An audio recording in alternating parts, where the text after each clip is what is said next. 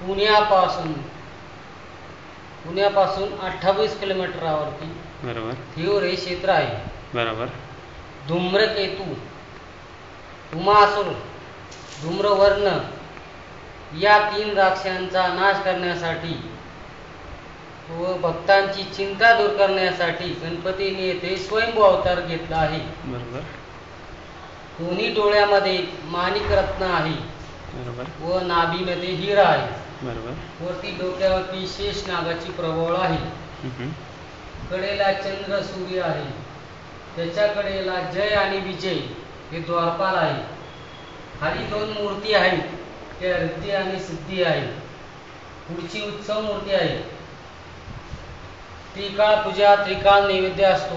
12 सणांना गुढीपाडवा, नागपंचमी या दिवशी देवाला पोशाख वाचतो. आतला गाभारा चिंतामणी देव महाराज व त्यांचे पुतणे मोरया गोसावी यांनी बाहेरचा गाभारा बांधला आहे. बरोबर.